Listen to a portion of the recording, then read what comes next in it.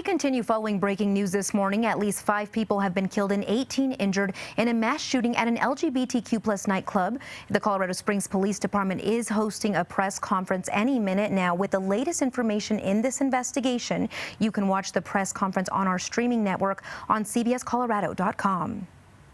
We already kind of have a plan for this, so Colorado Springs Police Department Chief Adrian Vasquez will talk first, followed by Colorado Springs Mayor John Suthers, District Attorney Michael Allen, and Colorado Springs Fire Department Chief Royal will also have some words. I'll then come back up. We'll take a couple of questions in regards to the information that we share with you today. Please understand that this is very early in a complex and ongoing investigation, so there are some things that we simply cannot talk about for various reasons. There were some questions that I was asked earlier this morning when we did our initial briefing on scene. I wanted to provide some of that information to you guys now. The initial call for service, which is what we define as when a citizen calls in to the communication center at the Colorado Springs Police Department, was received at 11:56 and 57 seconds p.m. last night. The initial officer was dispatched at 11:57 p.m. The first officer arrived in the area at 12 a.m. and the suspect was detained and subsequently taken into custody at 12:02 a.m. Please understand that all of the numbers that we are providing are preliminary. They are changing. We have had additional people drive themselves to the hospital. So everything that we're giving you is the information we have at this moment to the best of our knowledge, but it is subject to change. If you were not at the initial briefing, the numbers will be shared with you again today. With that, I will have Colorado Springs Police Department Chief Adrian Vasquez.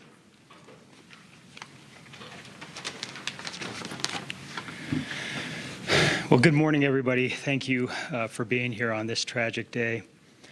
I want to first express my condolences to those families who have lost the loved ones during this tragic event and to those that were injured today during this tragic shooting. I want every citizen in our city to know that the men and women of the Colorado Springs Police Department stand with you during this tragedy. We are working tirelessly to ensure that justice for the victims in this senseless and evil shooting is given. Club Q is a safe haven for our LGBTQ citizens.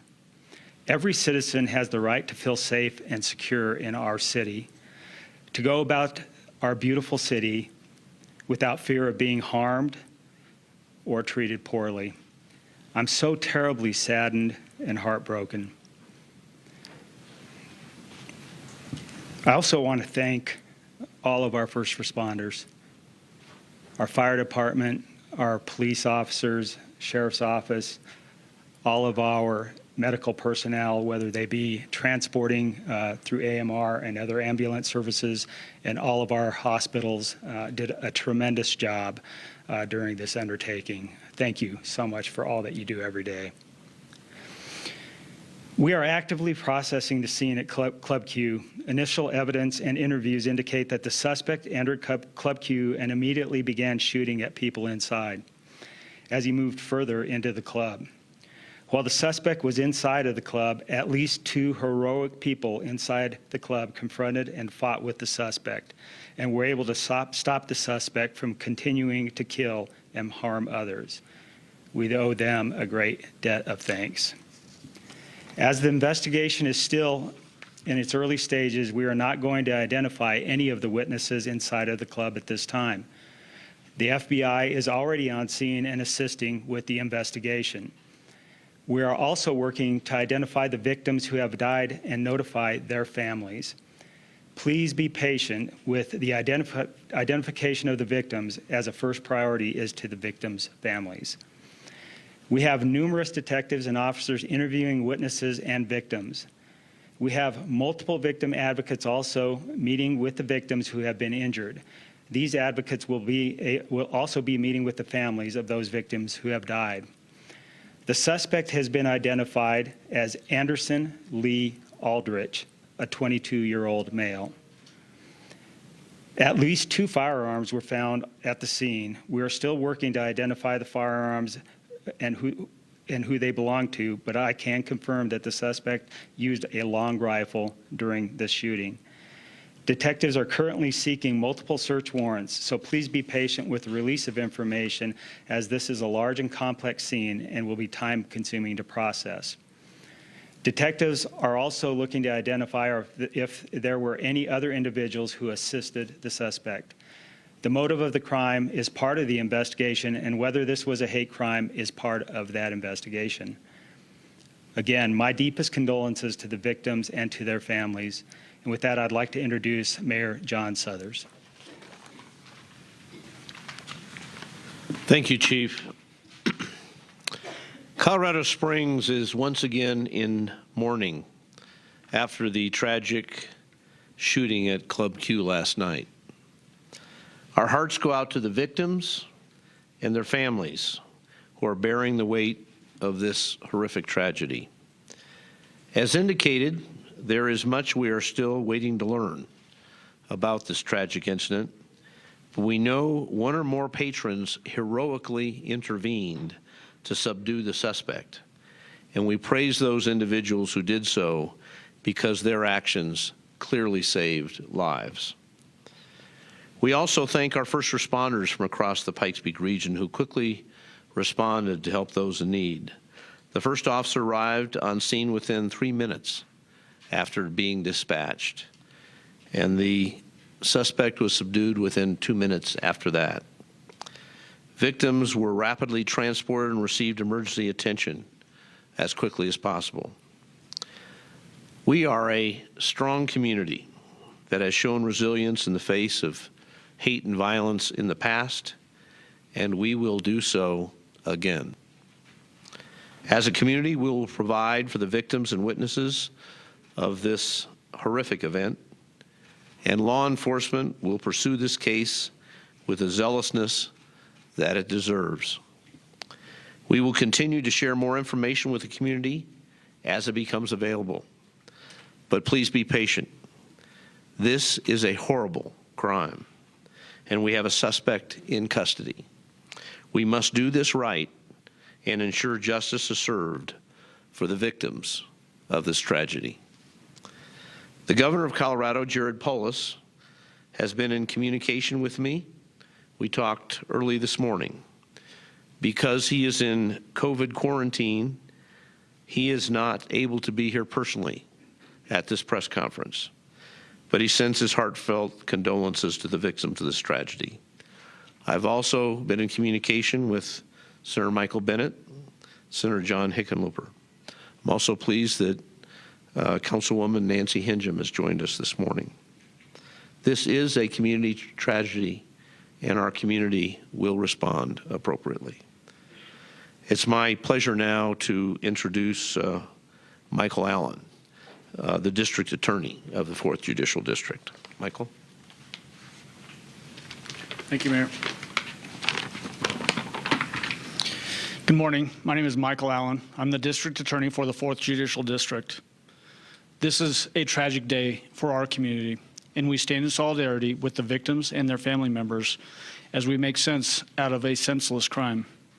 Every person, regardless of who they are, have the right to be secure from fear and physical harm.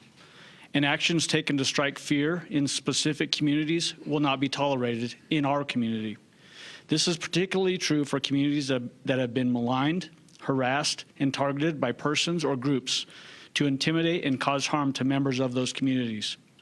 I commend the men and women of the Colorado Springs Police Department, Colorado Springs Fire Department, and AMR for their prompt response to this senseless act of violence, an act that has taken 5 lives and injured at least 18 others. This act does appear to have been carried out by one person, and I can tell you it does not define this community. The one person in custody currently is Anderson Lee Aldrich, 22-year-old male. If additional suspects are identified and arrested, we will share that information with the public at the appropriate time. This will be a coordinated effort with representatives from federal, state, and local law enforcement agencies. There's a lot of work to be done to ensure this investigation is thorough and the eventual prosecution effort is both fair and firm. We will work closely with our law enforcement partners and the victims of this crime and their family members to achieve justice in this case. I can promise you that the DA's office will put together a strong team, and we will work tirelessly to achieve justice on their behalf. At this stage, the DA's office is serving in a support role as the investigation unfolds. In the coming days, the case will be transferred officially to our office, and we will work closely with CSPD to determine the appropriate level of charges for all identified suspects. There's obviously a natural tension in cases that receive intense public interest for information, while also recognizing the need for a fair judicial process. Investigative agencies and my office will share only certain allowable information during the investigation and subsequent prosecution effort, while also being diligent in answering the need for information by this community. I want to reassure the community that there is no ongoing threat that we are aware of, and that we will put every effort into holding any perpetrators involved with this horrific act accountable. At this point, I would be glad to introduce Colorado Springs Fire Department Chief Randy Royal. Thank you. Again, I'd like to echo the fact that this was a sad night and a terrible day for our community. I do want to give a shout out and thanks to the police department for their actions. We have a great working relationship with them, but their actions directly made an impact on saving lives. And part of that was we have direct communications with the CSPD when we're on those scenes. And as soon as they had the suspect in custody, we were able to move our folks in there, our paramedics and firefighters, to start triaging and treating patients. We did not do it alone. An event like this takes the whole community, and we additionally used some regional partners. We had transports from American Medical Response, from CSFD units, from county units, which included Monument, Falcon, Fountain, and security ambulances as well. And they also helped us cover the rest of the city while this event was going on. Additionally, there were a few police cruisers that transported patients. And this is all to the benefit of the survivability of the men and women that we were working on. With those patients, we dispersed them to 3 different hospitals. Penrose Hospital received 7 of the patients. Memorial Central received 10, and Memorial North received 2. Our units were dispatched about 7 minutes, or arrived on scene about 7 minutes after notification. And again, with the Colorado Springs Police Department subduing the victim quickly and getting him cleared for us to come in a lot of circumstances like this, it would have been probably twice as long for us to get in there and start treating. And this one is as soon as we were on scene, we were able to move in there. Thank you again for the time.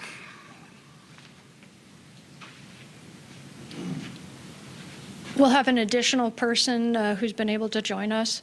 Mr. Cole Finnegan with the U.S. Attorney's Office is going to come up. Good morning. I'm Cole Finnegan, the United States Attorney for the District of Colorado. On behalf of the United States Attorney's Office and the Department of Justice, I want to first offer our deepest condolences to the victims and to their families, and our sorrow for the tragedy that has unfolded here, and our thanks to everyone.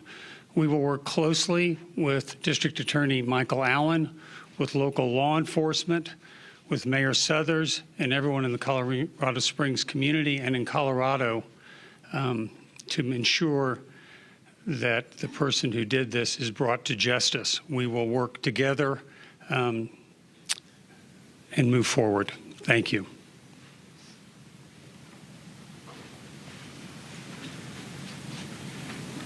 So at this time, we'll take questions. I would also like to acknowledge that FBI ASAC, Leonard Carollo, is here, as well as representatives from Penrose Hospital, if there are questions that would be specifically and best answered by them. Again, please remember that this is very early in the investigation. Sir? First, this is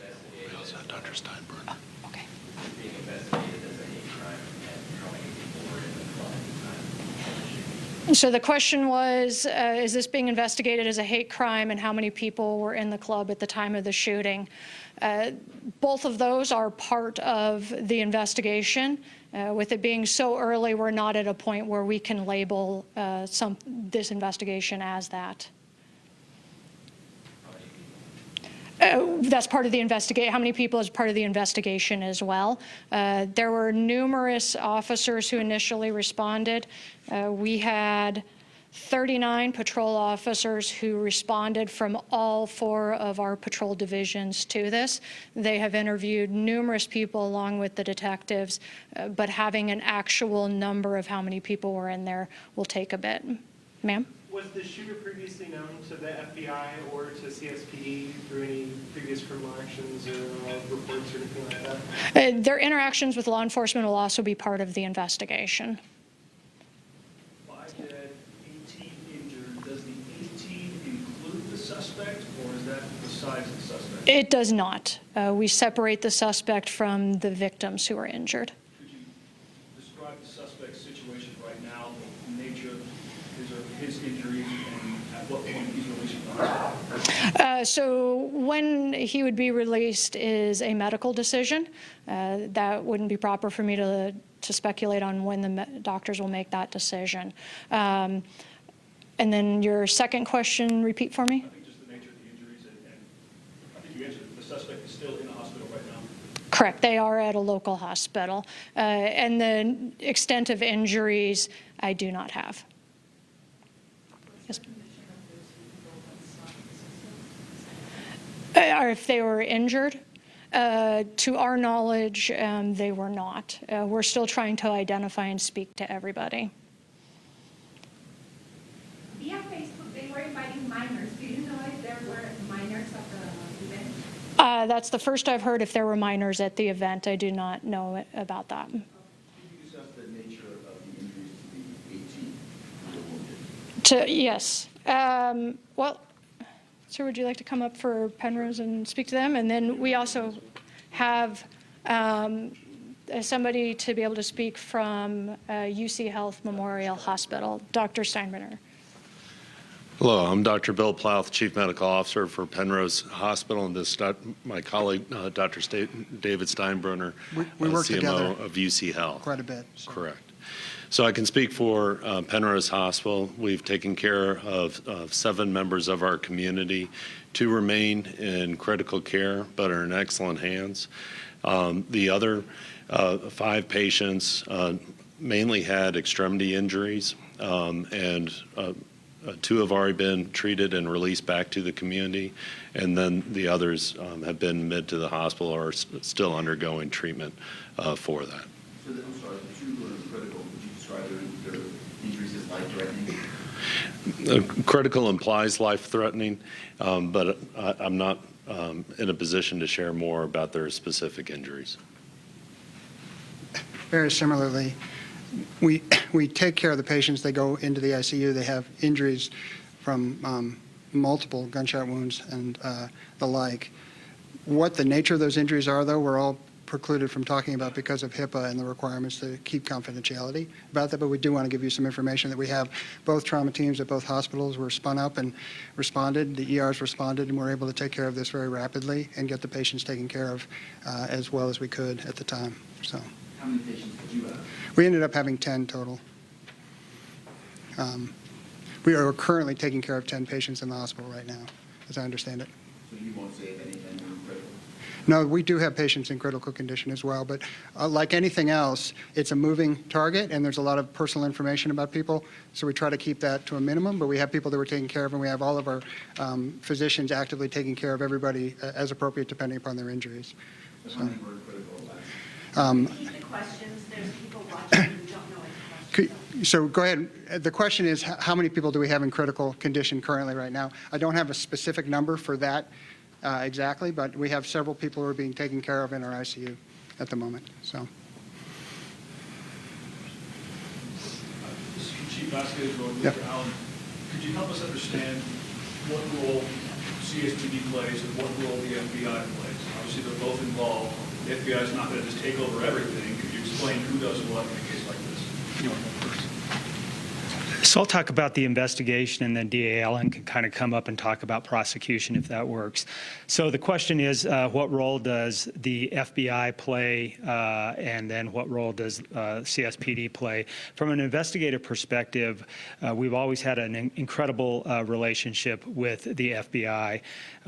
We have a lot of resources that bring to bear for the investigation. So our detectives from our violent crimes unit, our homicide unit, will take on the lead role from the investigative process. However, the FBI also has a tremendous amount of resources in investigation as well as crime scene processing, as an example. So we will come together, work together, and process the scene and just utilize both resources. However, CSPD is the lead from an investigative perspective, and then DA Allen can speak on prosecution. So it's always fantastic that we have a really good relationship with our federal partners, both Cole Finnegan's office and the FBI. It is fairly routine that if there are any FBI agents involved in the investigative process, they will serve as witnesses in the state prosecution. And I can tell you that we have a strong interest in prosecuting this case in the community. It's important that this community see that this perpetrator is held accountable appropriately for his actions. It's also worth noting, though, that everybody that's charged with crimes, as will happen in this case, is presumed to be innocent until proven guilty beyond a reasonable doubt. It's always important to include that caveat. There was a previous question about hate crimes investigation aspect. This will be investigated and is being investigated in that lens. But I can tell you that the current bias-motivated crime statute in the state of Colorado provides some elevation, but will not elevate beyond what will likely be charges in this case, which will likely include first-degree murder, extreme indifference murder, those types of charges, which are all Class 1 felony murder charges. So the bias-motivated crime statute doesn't really come into play in this case because it doesn't elevate it beyond what we have as the very top-level charges. As to your question, though, about the federal involvement, I hope that answered your question. Chief Vasquez. So there was an Anderson Lee Aldrich involved in a bomb threat in the Lorson Ranch neighborhood in 2021. Do you know if this is the same individual, and could you spell the individual's full name? So our investigators, our detectives are looking into the history of Mr. Aldrich at this point in time. However, I don't have that information with me. His full name is, let me find it in my notes here.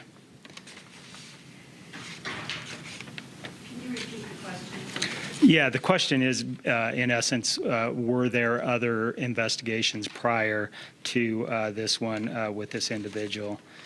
And yeah, his name is Anderson Lee Aldrich, Aldrich, a 22-year-old male. I don't. So the question about prior potential incidents involving the same individual, there are certain protocol that we have to follow, and so when we can release information on that, we will. There's no further information that we can release as it relates to the prosecution investigation, as it relates to any prior cases of interest. Was there a bouncer at the door of the nightclub, or was the suspect just able to walk in with a long gun? The question was whether was there a bouncer at the door or some type of security at the door. That'll be part of the investigation. And as far as the suspect is concerned, has there been anything alarming that you guys have seen on social media that would indicate why he would do something like this? That was worded very similar to the motive for it, just was it posted on social media. And again, that'll be part of the investigation. Sir? Lieutenant, can you just confirming all 18 injuries, they were shot? No one got trampled or anything of that nature? We do have some injuries that were as a result of people fleeing. I don't know for sure that all 18 were shot. Did I hear there were more injuries coming into the hospital even after those 18, so do you know what the number is up to? We have had more walk-in to the hospitals. Right now, the number is 18. As we progress, and if those numbers change, we'll get those to you. Yes, sir. Do you believe alcohol or drugs can be Sorry, the question was, are there alcohol or drugs involved with the suspect? That would be part of the investigation. Ma'am? Are you able to provide any ages of the deceased? Not at this time. As everybody has said, our very first priority is notifying the victims' families and the next of kin. Once that's done, the process in our state is that the El Paso County Coroner's Office will determine cause and manner of death, but we will get that information out as quickly and as reasonably as we can with respect to the family. Do you know how many shots were fired? You're fine. The question was how many shots were fired. That'll be part of the investigation.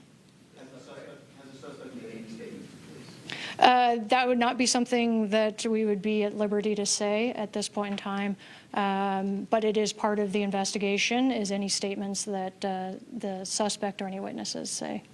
Yes, sir. Say anything before or during when you entered the club? I don't know, but that would, again, would be part of the investigation, ma'am. Part of the investigation. The question was, does the suspect have a high-capacity magazine? The prior question was anything said before entering the club? Again, all of that will be part of the investigation. Chief Royal's number's correct. I think there were 19 transported, but 18 survivors could fly. At least one died in the hospital. Can you clarify how many were pronounced at the scene and how many might have died in the hospital? We have one that has died at a local hospital. How many at the scene is they're still processing? It's all of our initial numbers at this point. Was this some sort of event happening either earlier in the day or in these nighttime hours, or was it just a typical night? Was there an event? Your question is, was there a specific event at the club?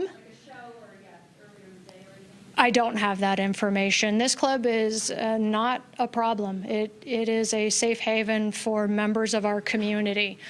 So we are all shocked and saddened that this occurred here this last night. Can you describe the event in 2021 at Worston Ranch where this suspect possibly was involved? It seems like you all have had interactions with this man before. So I believe DA Michael Allen already addressed any prior or past contact with law enforcement, and as I said, all of that's part of the investigation. Anything else specific to what we've shared today? So if you can please follow our Twitter account, we will be sending out the next time we're going to have updated information, and if that's going to be released through a press conference or through a news release. For everybody, I will also get you names and spellings of all the speakers that were here today. Thank you.